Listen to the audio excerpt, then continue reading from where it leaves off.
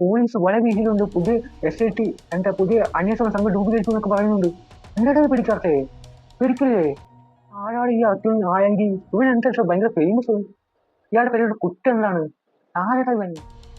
എല്ലാവർക്കും നമസ്കാരം. മിസ്റ്ററീസിന്റെ പുതിയൊരു എപ്പിസോഡിലേക്ക് ഏവർക്കും സ്വാഗതം.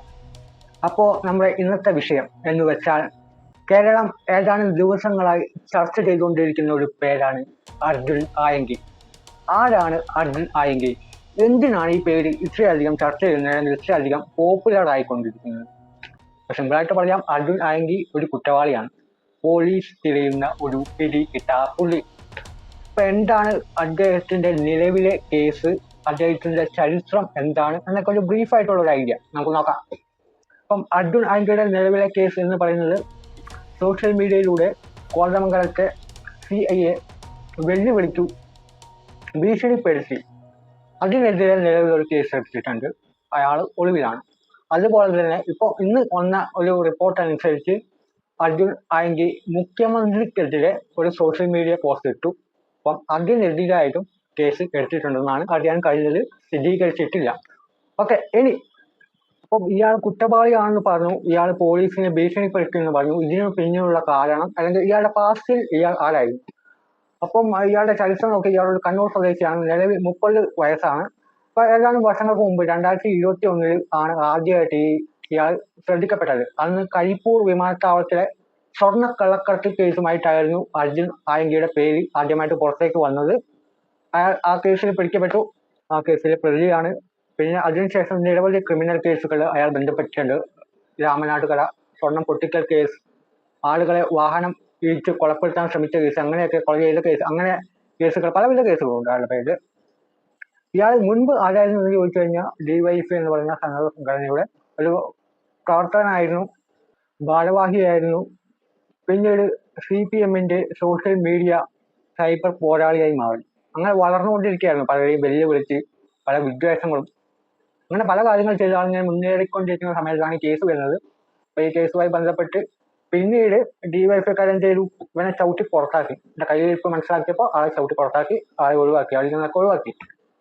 ഇപ്പൊ ഈ എല്ലാ ദിവസങ്ങൾക്ക് മുമ്പ്, എനിക്ക് 8-ാം തീയതി മറ്റോ ആളെ ഈ പോലീസ് പിടികൂടി. ഒരു റിസോർട്ടിൽ വെച്ച് കോതമംഗലത്തെ. പുള്ളിക്കാരൻ്റെ ടീം ഉണ്ടായിരുന്നു. അപ്പൊ പുള്ളി എന്താണ് പരിപാടി, ഇവന്റെ കയ്യിലിരിപ്പ് ഇങ്ങനെയാണല്ലോ. അപ്പം അതാണ് പിന്നീട് ഈ പറയുന്ന സോഷ്യൽ മീഡിയ വഴിയുള്ള ഭീഷണിക്ക് വഴിവെച്ചതും. അതിനുവേണ്ടി പ്രത്യേക അന്വേഷണ സംഘം ഉണ്ടാക്കി, SIT ഉണ്ടാക്കി. ഇപ്പൊ അന്വേഷണം നടത്തിക്കൊണ്ടിരിക്കുകയാണ്. ഇതിൽ ഏറ്റവും വലിയ രസം എന്ന് വെച്ച് കഴിഞ്ഞാൽ, ഇവൻ അന്വേഷിക്കുന്ന ഇവനെ കിട്ടുന്നില്ല. ഇവൻ ഇടയ്ക്കിടയ്ക്ക് വന്ന് സോഷ്യൽ മീഡിയയിൽ പോസ്റ്റ് ഇട്ട് ഇവരെ വീണ്ടും വീണ്ടും വെല്ലുവിളിച്ചുകൊണ്ടിരിക്കുകയാണ്. ഒരു കേസ്, ഒരു രസം. ഇയാളെ സപ്പോർട്ട് ചെയ്തുകൊണ്ട് പല പ്രൊട്ടക്ഷൻ സംഘങ്ങളും മുന്നോട്ട് വരുന്നുണ്ട്, അയാളെ സപ്പോർട്ട് ചെയ്യുന്നുണ്ട്. മൊത്തത്തിലൊരു ക്രിമിനൽ ടച്ച് ആക്കുണ്ട്. പക്ഷെ നിലവിലുള്ള പുള്ളിയുടെ ആരോപണം എന്ന് വെച്ച് കഴിഞ്ഞാൽ, എനിക്കെതിരെ കള്ളക്കേസ് എടുക്കുന്നു, എന്നെ ആവശ്യമില്ലാത്ത കേസുകളിലൊക്കെ പെടുത്തുന്നു, പോലീസിന്റെ ഗൂഢാലോചന, മനഃപൂർവ്വം അതിനെ പ്രതിയാക്കാൻ ശ്രമിക്കുന്നു എന്നുള്ള രീതിയിലൊക്കെ ഉള്ള ആരോപണമാണ്. അതൊക്കെ കൊണ്ടാണ് പോലീസിനെ വെല്ലുവിളിച്ചത് എന്നുള്ള രീതിയിലൊക്കെയാണ് പറയുന്നത്. ഇതിന്റെ പിന്നിലുള്ള വാസ്തവമൊന്നും നമുക്കറിയില്ല. എന്തായാലും നിലവില് ഇപ്പൊ പ്രതിയോ വാദിയോ ഇനി സോഷ്യൽ മീഡിയ വഴിയുള്ള ചർച്ചകളോ വെല്ലുവിളിയോ കാര്യമോ എന്ത് ആയിക്കോട്ടെ, കോടതിയിൽ എന്താണ് ഇത് പ്രൂവ് ചെയ്യട്ടെ. എനിക്കിപ്പം അടച്ചു പറയാൻ പറ്റില്ല ഇയാൾ കുറ്റവാളിയാണ്. അങ്ങനെ പറഞ്ഞ നാളെ ഏതെങ്കിലും വിളിച്ച് ഇയാൾ നിരപരാധിയാണെന്ന് ഞാൻ തെളിഞ്ഞു കഴിഞ്ഞാൽ നമ്മൾ പോയില്ലേ. അതുകൊണ്ട് എനിക്കറിയില്ല. പക്ഷെ നീതി ലഭിക്കണം ആർക്കായാലും. ഇയാൾ കുറ്റവാളിയാണെങ്കിൽ കൃത്യമായി കേസ് അന്വേഷിച്ച് തെളിയിക്കപ്പെടണം, അർഹമായ ശിക്ഷ ലഭിക്കണം. അതല്ലെങ്കിൽ നിരപരാധിയാണെന്നുണ്ടെങ്കിൽ ഓക്കെ, അത് അയാളെ ഒഴിവാക്കണം. പക്ഷെ അറിയില്ല. പക്ഷെ നിലവിൽ ഒരു ക്രിമിനൽ പശ്ചാത്തലമുണ്ട്. ആ കേസും ഈ കേസും തമ്മിലുള്ള റിലേഷൻ രണ്ടും താരതമ്യം ചെയ്തുകൊണ്ട് നമുക്ക് സംസാരിക്കാൻ വേണ്ടി പറ്റില്ല. പക്ഷെ കൃത്യമായ നിലപാട് എന്താണ്, കൃത്യമായ രീതിയിൽ കേസ് അന്വേഷിച്ച് എന്താണോ ഇയാളുടെ കുറ്റം ചെയ്തിട്ടുണ്ടോ ഇയാൾ, അത് തെളിയിക്കപ്പെടണം, ഉണ്ടെങ്കിൽ ശിക്ഷ ലഭിക്കണം. അതിനാണ് പറയാനുള്ളത്. ഇത് എത്രയും പെട്ടെന്ന് കേസ് മുന്നോട്ട് പോകണം. കാരണം ആളിങ്ങനെ വെല്ലുവിളിച്ചുകൊണ്ടിരിക്കുകയാണ്. ഇപ്പൊ പോലീസുകാർ പിടി കിട്ടുന്നില്ല, അന്വേഷണ സംഘം പുതിയതായി രൂപീകരിച്ചു എന്നൊക്കെ പറഞ്ഞൊരു കാര്യമില്ല. ആളെ കിട്ടിയില്ലെങ്കിൽ ഇനിയും പോലീസുകാരുടെ എന്താ പറയാ ഡൗൺ ആയിക്കൊണ്ടിരിക്കും. പിന്നെ നമ്മുടെ നാട്ടിൽ ഇപ്പൊ കുറ്റകൃത്യങ്ങൾ വളരെയധികം പെരുകിക്കൊണ്ടിരിക്കുകയാണ്, പ്രത്യേകിച്ച് ചെറുപ്പക്കാരുടെ ഇടയിൽ. കള്ളക്കടത്ത് മാത്രമല്ല, സ്വർണ്ണക്കടത്ത് മാത്രമല്ല, ഈ കണ്ടില്ല തൂഫാൻ ഇപ്പോ നല്ല രീതിയിൽ ഫലപ്രാപ്തിയിലേക്ക് വരുന്നുണ്ട്. ടീച്ചേഴ്സിന്റെ കയ്യിൽ പോലും ലഹരി കിട്ടുന്ന, കച്ചവടം ചെയ്യുന്ന രീതിയൊക്കെ വന്നു. അപ്പൊ കാലഘട്ടം മാറുന്നതിനനുസരിച്ച് കാര്യങ്ങൾ അപ്ഡേറ്റ് ചെയ്തുകൊണ്ടിരിക്കുക. ആരുടെ കയ്യിലാണ് ഇത് വന്ന് പെടുന്നതെന്ന് പറയാൻ പറ്റില്ല. നമ്മൾ ഒരിക്കലും എക്സ്പെക്ട് ചെയ്യുന്നില്ല ഒരു ഗുരുവിന്റെ ഒരു അധ്യാപന്റെ കയ്യിലൊക്കെ ഈ സാധനം. അപ്പൊ നമ്മൾ എക്സ്പെക്ട് ചെയ്യാത്ത ഇടത്ത് നിന്നൊക്കെ നമ്മൾ പ്രതീക്ഷിക്കാത്ത പല കാര്യങ്ങളും സംഭവിക്കുന്നുണ്ട്, പലതും ലഭിക്കുന്നുണ്ട്. അപ്പൊ എത്രയും പെട്ടെന്ന് ഇതിന് കേസ് നടപടിയാക്കുക, നല്ല ആശിച്ച ശിക്ഷ തന്നെ കൊടുക്കുക.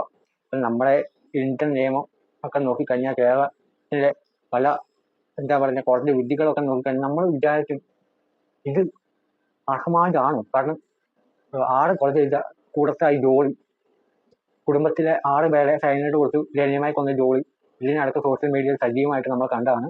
ആള് കൂളായിട്ട് നല്ല എന്താ ടിപ് ടോപ്പിൽ ഡ്രസ്സൊക്കെ ചെയ്ത് ആൾ ഇരിക്കുന്നു. നല്ല എന്താ ഒരു മോഡലിനൊക്കെ പോലെ ആൾ മാറി. അതേപോലെ റിപ്പർ ജയാനന്ദൻ ആൾ കണ്ടില്ല, പഴയ കെട്ടപ്പൊക്കെ മാറി ഇപ്പൊ നോവലൊക്കെ എഴുതി ആൾ ഭയങ്കര ഫേമസ് ഒക്കെ ആയി.